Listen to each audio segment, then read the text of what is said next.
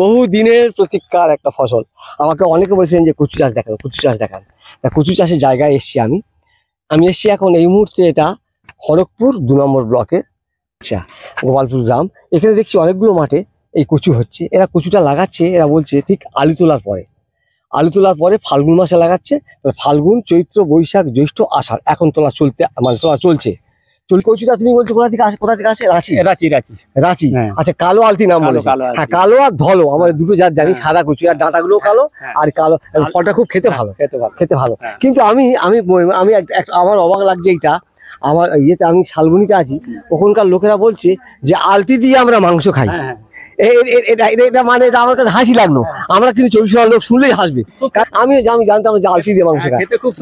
আচ্ছা, এটা তখন কত কেজি পড়েছে চাষিদের কেনা? মোটামুটি এটা বীজ কিনা হচ্ছে 60 টাকা কিলো। 60 টাকা কেজি। হ্যাঁ, বিঘা প্রতি তো অনেক লাগবে। হ্যাঁ, কারণ আলুর মধ্যে তো টুকরো করা যাবে না। এখন 40 টাকা কিলো বিকতিছে। হ্যাঁ, সেটা বেড়ে গেছে, ফলনটা বেড়ে গেছে, আর চাষিরা পয়সাও পাচ্ছে। 40 টাকা কিলো কচু বিকতিছে। মানে এরা আলুটা তোলার পরে থেকে লাগিয়েছে ফাল্গুন মাসে, 5 মাস ফসল তুলেছে, এখন তোলা চলছে। এরপর এরা ধানে চলে যাবে, এই তো। এরপরে কচু তুলে ধানে চলে যাবে। 40 টাকা কেজি মানে কত হচ্ছে? কত ফলন মোটামুটি এখানে? ফলন আপনার কাঠা কুইন্টাল 42-এর ভাঙানি। 42-এর ভাঙানি, কাটায় কুইন্টাল। মানে 200 থেকে প্রায় কুইন্টাল, 2.5 মণ।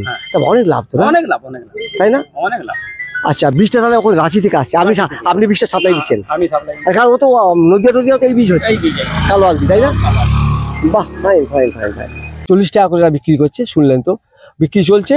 আর এই কচুটা কিনেছিল ওরা কিন্তু 60 টাকা বীজ, আপনাদের একটু শোনালুম। যাই হোক, এরা লাগাচ্ছে এবং মানে এদের 42 ডেসিমেলে বিঘা, মানে প্রায় 200 কাঠা। এক কাঠায় 1 কুইন্টাল করে ফলন হচ্ছে। দেখুন কেমন লাভ, কেমন বুঝে দেখুন মাটিতে। যাক, এদের তেঁতুল হয়েছে। এর খুব একটা খরচা নেই, আর মানে খুব নির্ঝঞ্ঝাট চাষ। আমরা 6 মাস বলি, কিন্তু 6 মাস এরা পাচ্ছে না দিতে। যাই হোক, এই মুহূর্তে কিন্তু এইরকম গাছ দেখলে, এই যে চুমে যাচ্ছে, এর জন্য গাছ মোটামুটি সুস্থ আছে দেখছেন। তবু এই যে পাতা কিনারা আস্তে আস্তে চুমছে, দেখছেন চুমে যাচ্ছে পাতা, এই যে পাতা চুমে যাচ্ছে। যে কোনো একটা কম দামের ছত্রাকনাশক ওষুধ দিতে হবে, কিন্তু সেই ছত্রাকনাশক জলে অবশ্যই আপনাকে স্টিকার ব্যবহার করতে হবে। যদি না পান, কম দামের স্টিকার হলো 1 টাকার যে ক্লিনিক শ্যাম্পু পাওয়া যাচ্ছে, 10 লিটার জলে 3 থেকে 4 ফোঁটা ব্যবহার করবেন। সব গোড়া পুরো পাতা দিতে হবে না। সেই স্টিকার সহ বা আঠা সহ কিন্তু এই কচু পাতায় স্প্রে করতে হবে। কারণ কচু পাতার জল, এই দেখুন জল একটা হচ্ছে না, এই জল ব্যাপার তো, মানে জল সহজে ধরে না। যাই হোক, এই একটা ব্যাপার। ফলটা হবে নিচে। পটাশটা এর প্রধান খাদ্য, পটাশটা কিন্তু দিয়ে যেতে হবে।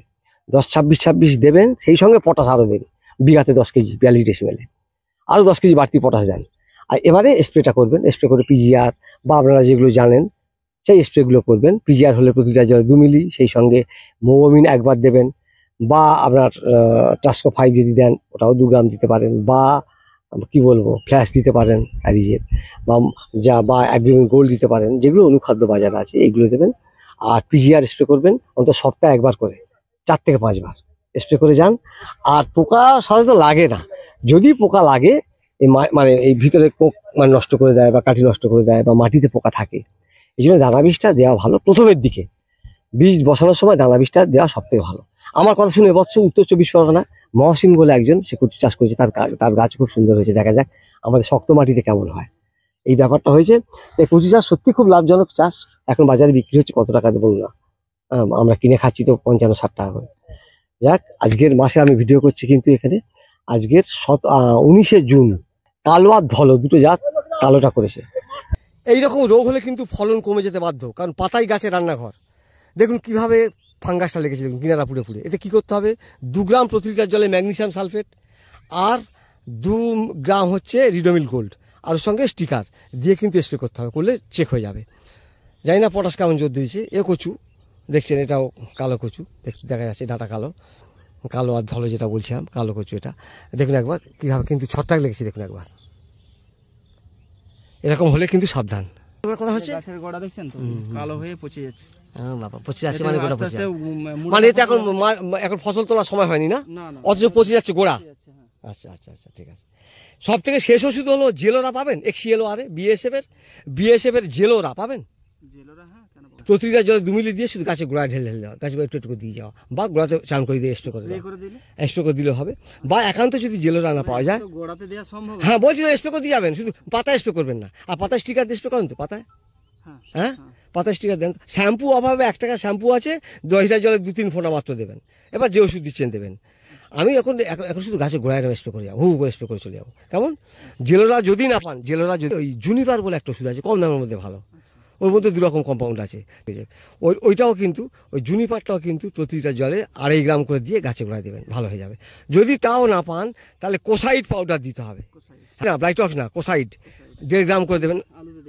হ্যাঁ কোসাইড দেওয়া হয়, হ্যাঁ কোসাইড অনেক অনেক অনেক নিচু পাওয়া যায়, অনেক মাটির দোষ থেকে সাধারণত পচাগুলো হয়, এই আর কি রোগ আর কি। যাই হোক, এটা একটা খারাপ না, ভালোই চলছে। তাহলে লাগিয়ে ফেলেছেন চৈত্র মাসের দিকে, হ্যাঁ মানে একটু নাবিকল লাগিয়ে ফেলেছিলেন, একটু নাবিকল লাগিয়েছিল। এটা বর্ষায় হয়, এটা নাবি। ওই যে এখানে যে দেখলেন কালো, হ্যাঁ কালো, ওটা একটু জলদি হয়। কালো এটা হচ্ছে, এটা সাদা জাত, আর সেটা হচ্ছে কালো ডাঁটা, কালো কালো মালটা কালো। যাক, সংক্ষিপ্ত আকারে ভিডিওটা রাখলাম, আশা করি নিশ্চিত বেড়াতে পেরেছি। এইভাবে যেখানে সম্ভব, নদিয়া সম্ভব, বর্ধমানে সম্ভব, হুগলিতে সম্ভব, আলোচনার পর আপনারা এতে করতে পারেন। পশ্চিম মেদিনীপুরে সম্ভব, কি বলবো, পশ্চিম বর্ধমানে সম্ভব, নদিয়াতে সম্ভব, মুর্শিদাবাদে সম্ভব। এই জায়গাগুলো যেখানে মাটি আলগা, সুন্দর মাটি, আমাদের মতো দক্ষিণ চব্বিশ পরগনা তত বাজে মাটি নয়, বাজে মাটি মানে অত্যন্ত এঁটেল মাটি, কড়া মাটি, তারা নিশ্চয়ই করতে পারবেন। আলুর জায়গা তো অনায়াসে হবে। এইভাবে কিন্তু অল্প দিনের ফসল, আলু থাকছে সার, এখানে অল্প সারে হয়ে যাচ্ছে, এই ফসল আপনারা লাভ করতে পারেন। বৃষ্টি হলেও কোনো হয়নি, সবচেয়ে বড় কথা কি, যদি বৃষ্টি হয়ে ডুবেও থাকে একদিন, ও কিছু করতে পারবে, মারতে পারবে না, আর তো মাটির বোঝা। যাই হোক, সংক্ষিপ্ত আকার ভিডিও রাখলাম, সকলকে ধন্যবাদ জানাই, ভালো থাকুন, সঙ্গে থাকুন, নমস্কার, ধন্যবাদ।